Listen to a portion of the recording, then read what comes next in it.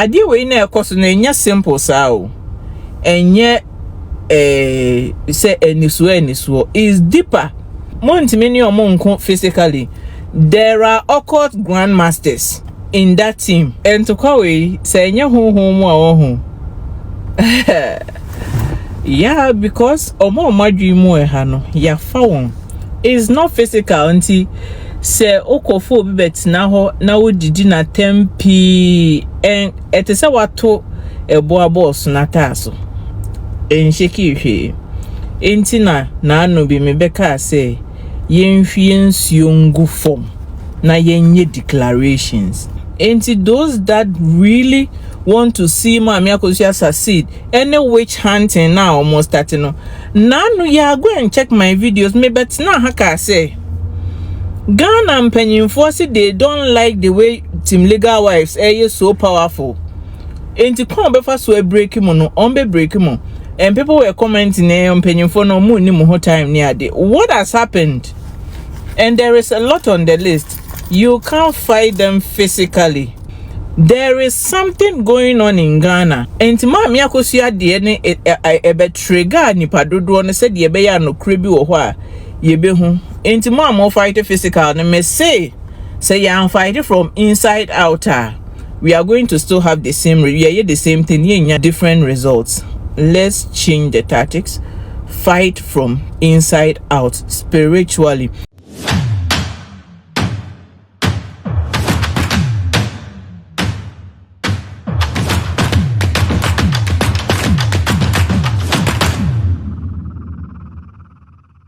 Abusia team legal wife for the yewura spiritual mu esan say team legal wife for the omodoso ye your lawyers wom your asofo wom your omo ano ye yankasa na sam lady chese omo wani and according to a team legal wife for member we opeso nkyere say ensem na ekoso na de enye kwa enye se nya ye hu no ye ni so say physical na emu no sunsun ntoko angasa na omne Mami Akosua Serwaa any that lumba bushia na eko esan say opeso nkyere say Ghana ase no omo di odobro ni atia na omo support no and occult form penifo allege omo keke ka ho esan say timodobro ni fo no omo say how omo support no eko na achese omo cheche team legal wife for de ne de and occult penifo bi angasa eno monsa etai asem na chi na say sia na team legal wife for na sem eba se ya na chese omo de ya atem didie na omo attack nkrofo physical ne de and according to team legal wife no I remember we o say nya de beboa na emu na wo se omo nso omo tu na mo spiritual di face santokwa we ana say ha we ompese omo de that lumba busu na mpo Mami Akosua Serwaa enfamfam no and adofo kwinema arrest no eno na akwakotwetwe sansem we na aba omoma amani ada honom esanse ya no mde omo attack penifo ne bi esanse omo dwense physical ntino ntokwani atemdidie no ena beboa omo dwense omo tawe odobro ni achi no omde atemdidie na efisi womde a according to team legal wife member we say enya de beboa ntisesi ade omo so omo nya omo adwense akwantire biara ono wade ababetu dwa say omo nye enfan support Mami Akosua Serwaa empo kwinema arrest no and case na ye hu no wo ye ni so no se ne ose no ye be kwa kwakuti nsem no meso se wuti video no so be kire wa adwen or comment section. Team legal wives, this is a bit funny, but when my guides told me this, I laughed. So when samai kwa yetubo, when samai kwa yetubo, obeye dienya no. How do you do the same thing and expect different results? It's not going to happen. Say, and to Kofi, say, yeah, because omo madwimu no ya fa won. It's not physical until say okofo bi betina ho na wodidi na tempi en etese wato ebo boss na taso ensheki hwe entina na anu bi mebeka say yenhwie nsuongu form na yenye declarations. One saman kuna otubu abohwan. One saman eku. Ena wotubu. Please. Matina siya hwedin fitinra besinne. And I was asking questions. And my guys say, how do you fight with the ghost and be throwing stones? Obey the abono. Obey the abono. And to say come from inside outer. Yebeko sa ni abesi echi. Yebeko sa ni awone ne kuno kun free. Spiritual na wo kun physical. Obetina ti didi atema anti. O tina ho hwewa no apre kakra na ho hihyew. We have to change the strategy. We have to come together and help that way. I know there are people that are not speaking, but behind the scenes they are doing stuff. Me betina haka say, just pour water on the ground and thank God for the victory of Akosua Serwaa. Nipa dodo sign na. How many of you have done it? Mani wo chim say, one saman ekwa yentubo yentutu yentwesekan. Obeye dienyan. So you fight according to the stand makacho say, sa called for ni nyomu ye ni nyina de betimi omo ye nsuo pe. Enye kosua ade bebo fom, enye nsa wo de bebo fom, de betimi omo eye nsuo. I've said it, but you be your bunny and share marks, and far and share fita and far near mangu ye. When we talk, you don't listen.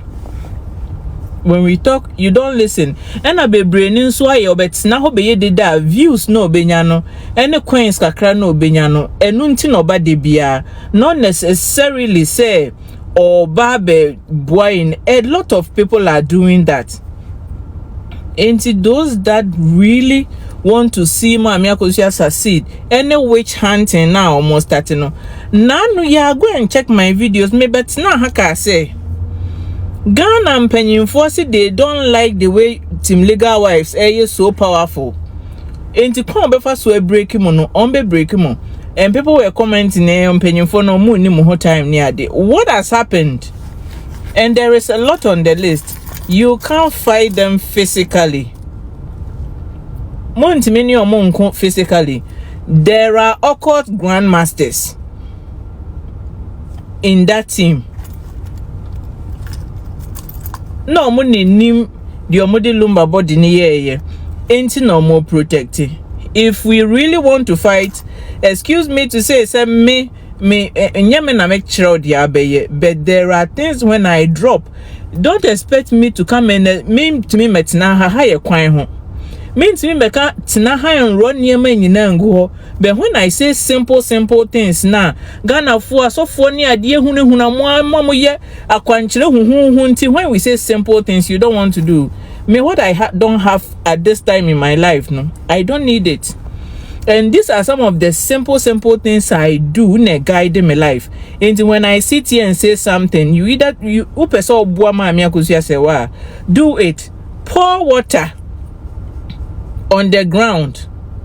Naka se said ye didn't see you for my yensano.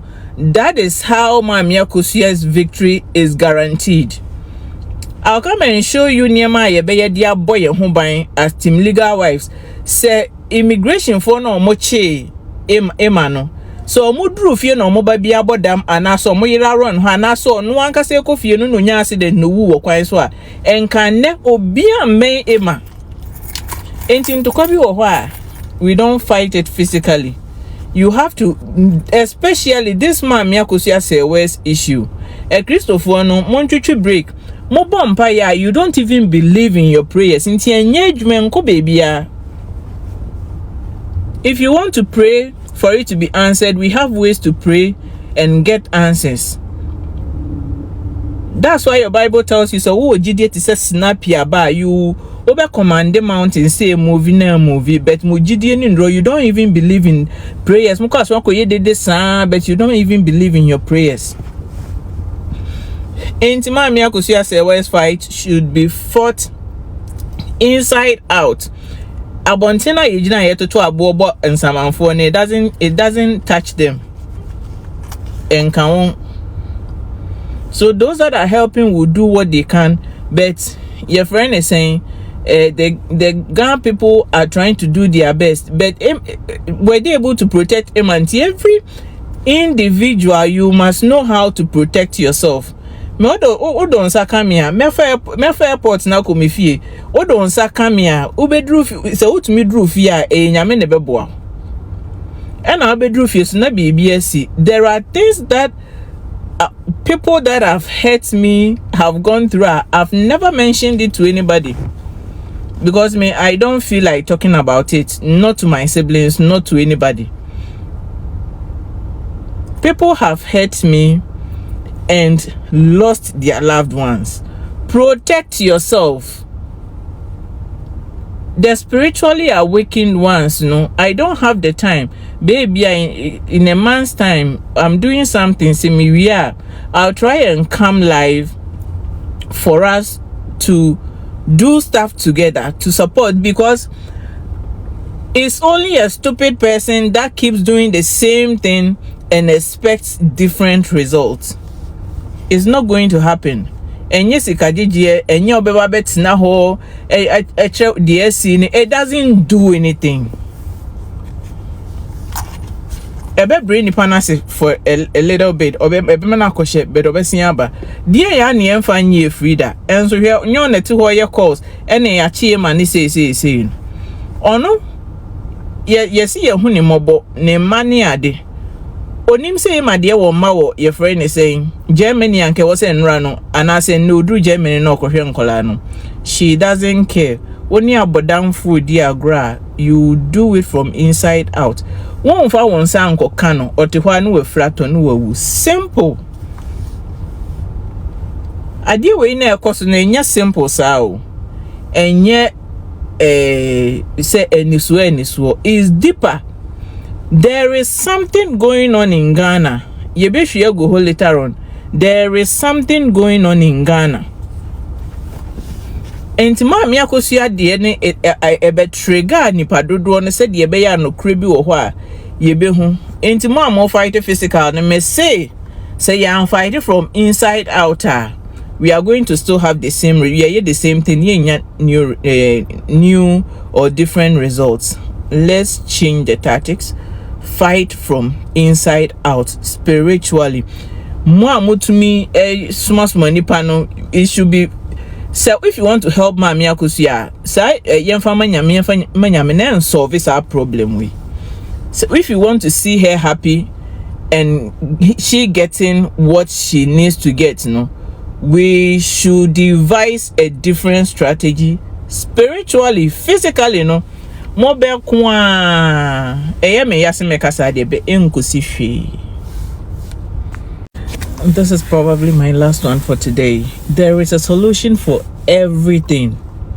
There is a solution for everything. Sometimes nipa ya frustrated because BBC ayenim ni ebe ye Queen MS issue. There is a solution. Fine, I don't know your scanner or they have not heard what they are going to do with it. But then, just go and take water and pour it on the ground. But that is all you need. Moko chinchin ni ajiji muskanke sianke dia wuhiane so be hwe for my declaration. Oman sio su kosro your declaration we are no we hwe form. Hwe form ma kwinema odo kwinema, you want to see her come out peacefully. No fruit plane sa court ngwa yasem ni na omon cancel bibia. Hwe form na declare se obia onim Queen Emma asem ne hu bi no. University nindi send ya ni jumatiye. You don't even have to say what will happen to the person. Enti police ni a onene nam. Say yo mo de kokota lawyer say be ko atia no. Judge obeba betena se obeka atia yakotua ne ka say ombebungu Queen Emma so anapa no be yale. Me ye did be replace ye didn't ni be replace you. Oso be collapse. Say esi to aso sa ne ya hwe. Say obi de nsa beka team legal wise be mana. Legal enya physical. Ensure ye powerful. Enti na nkrofo e bi ye nsuo ton wo Ghana. Munim ne omodi gu mansa na omodi amama no. Nipa bebre na amadwen ada atia to yi odo broni echi e ka hwe amuntie no. Manum san nsuo ni bi.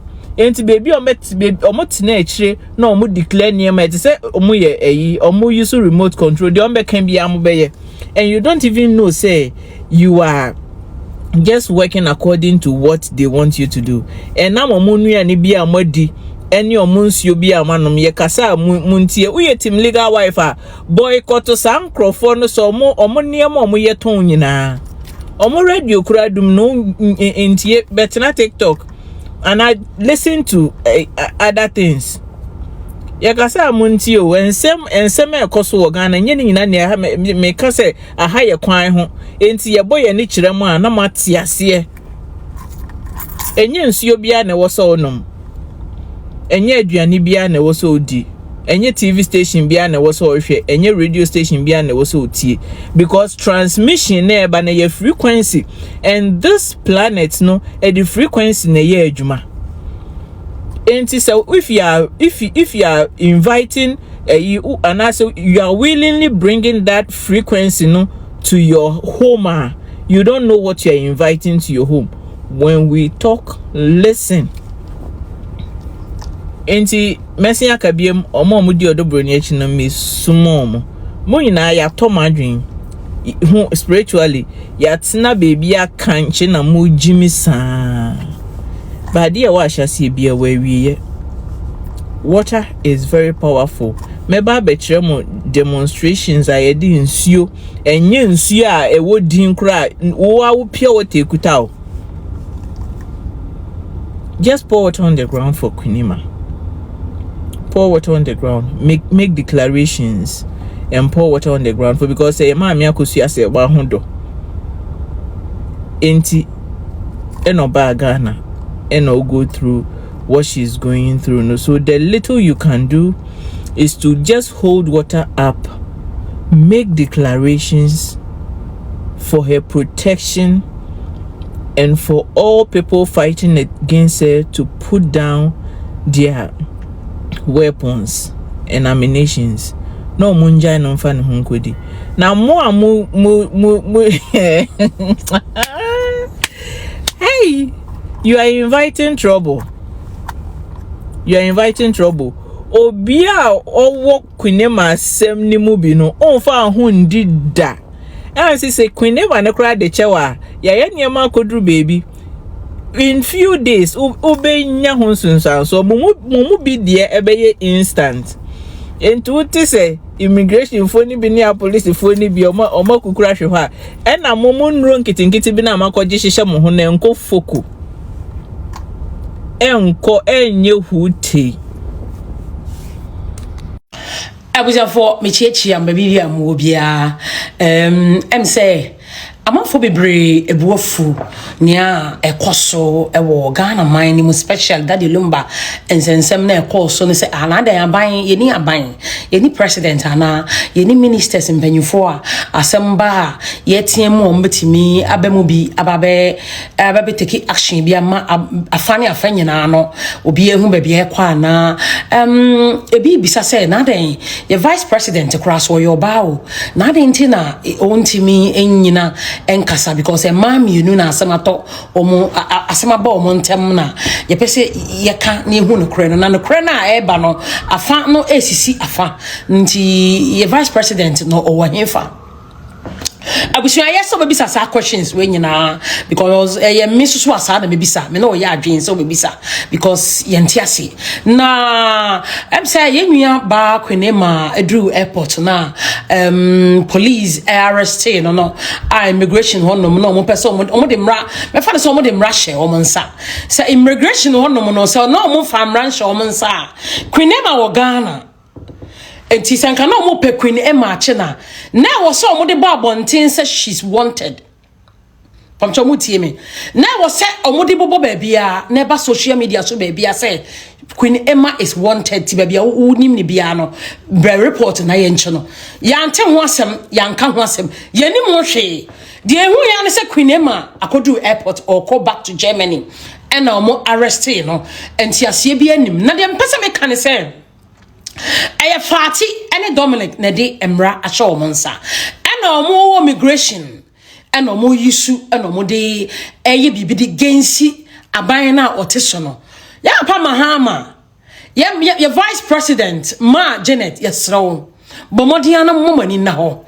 ya mi kunu asiedu nketia yesremo momani enda ho team legal for no me kan say most no so edo NDC party ni pa omoni GMDC ho a bebre NDC for but ya Fati ni Dominic edi emra ahye wo mo nsem no ya kwa yete say omodi otan ebeto NDC so afa ebeduru say ye campaign no na NDC kasamafo endi won edo NDC say wo mo gina baabi ana ye gina baabi na ye kasa na adwuma no ayete say ebe double job amaye aye din edi amaye nti yesre mpanyifo ewo Ghana say enema na ekoso no mommodin na montwe mokon na monhwem baabi a wo se ye de no kureto no yesi epepepeyo ade amaame ni kunu no abre obai aware mu mfie petepepe a wodi ya ne kunu di wuye se woni ne nati o se woni nyone ne nati o de enim ni se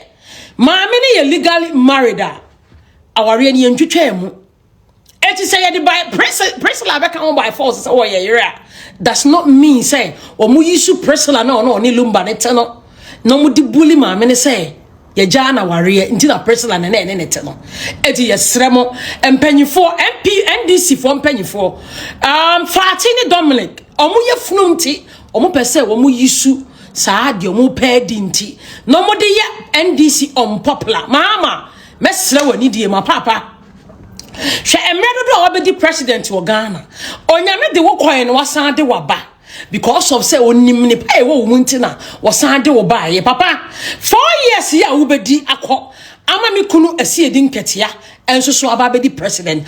I want to wake up one day me hu say asiedi nketia ye president e kamani beje pa so obeye no obeso obedi a me afia e kamani beje etia apa mahama yesrew bomodia na mem say legacy na say wo 4 years na be so na obekọ no ama obi foforo aba be stand NDC no papa yesrew edi boni na Fati ni Dominic mo epese wo moji edi jawochi no papa yesrew social media ne so na yetena bodede yenua be ma Kevin Taylor social media so na wote ena wo ye dede anase wo ye campaign edi jinama mahama anase wo di jinama NDC eno na NDC bloggers including Samson wa include just name all the NDC bloggers ejina eye campaign edema NDC eti yesremo mpanyifo de ekoyi yesremo muntu munan ensim na munhwemu yankase munsisi obi baba bia no kore ne wono eho ne pese eto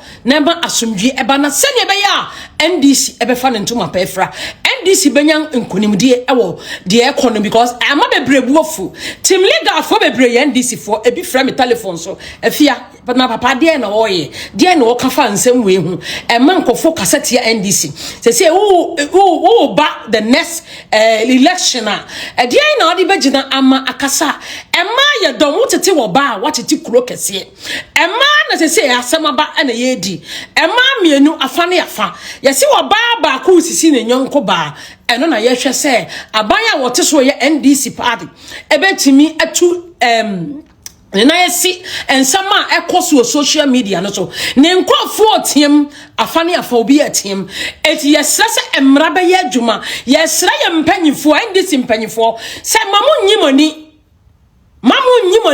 keke mo nhwe yi afati ene Dominic mo odobroni Priscilla ade a wo mo pe wodumba japade mu a wo penti enu betimi amanim guase abeto NDC party ni sremo eni die mu a debia ye gusu a ye preach ka kire nkofo se ebi kura nsem a wo mo ye no mo report man nkofo ko arrest no ebi ana ye papa mahama ebi ana ye vice president ye ma mi Janet Because no omonte omadwene maso because mpanyifo no they have a lot to do. Ghana mo ho zo mo som Ghana eti ye besre wo mo buafu NDC party no including NDC for na nkasa no ye besre mo se munya abotre na ye nkosoa na ye ni omo nkasa na ade bia fati eyusu omo self interest no na omo di peninti ama obi ebusua fati wo ti wo ye victim obi aba beji wo kunu pen emra na wo ti aware ase ama wo antumi fati wo ye oba tan ye omi bisawo adenti na wonim said ya brochire abrabom nsem sitie wo de wo ma mienu na akogu America Maryland fati wo ba ko bema ba ko oba Pfizer fati what you be mind so and a war struggle eti fati mi bisawo sadachi bi wo ba o America yi woni bema bi bre na se Ghana obitimi gi ejapade bi free ni nsem afati mi bisawo de ato wo no ebetimi aye awon to atoaso se de ato wo na obi ba gi hukunuma wan tumi dia odi ahometi agya ya ware ebetimi akọ wo baba no so fati a oti America ebetimi ato no eti fati yesrawo emama onyisu immigration no emfa mbuli nkofo emama onyisu se munnim mpanyifo bi emfa mbuli nkofo se mo de chichi wo mo adan ya wo mo ka no kra kire odobroni presela nene maame na buchiafo because of say mo na fati wo se wo ye lawyer lumba lawyer wo na wo kan fati e wo call law school mo kra 4 years kra emai eti bi bisa me ho say na fati pass law no since when obey that the lumba lawyer a whole that the lumba no eti fati e wo na wo kan so wo ye that the lumba lawyer enti me bisa wo selfish interest inti ure fi say wo ye victim e wa ware ase obeti se odobroni ba ji wa ware ma ade ahometi agyae fati wo ma bebreba wa wo mo yin e bia to panyu the same situation wakom eti fati mi bisa wo ade ntina wo de wo selfish interest e man ko focus atia NDC me nuanom NDC fo me kasa me nsem bia me ka bia ni ho emmem anya adwuma mesremo mama ye ni na ho wodi odobroni achi a mesremo me mfa ho wodi maame Akosua Serwaa achi a mama ye nyina ne nka ne kra nkyira ye mpanyifo NDC mpanyifo no na omunti omu na nsi mo case we say mu eti fati mesrawo hwa wo mamienu na gu America de wo ye na wodi immigration ni police track wo mo America kro ne ekro bi a obetimi twia just common sikase jifokoto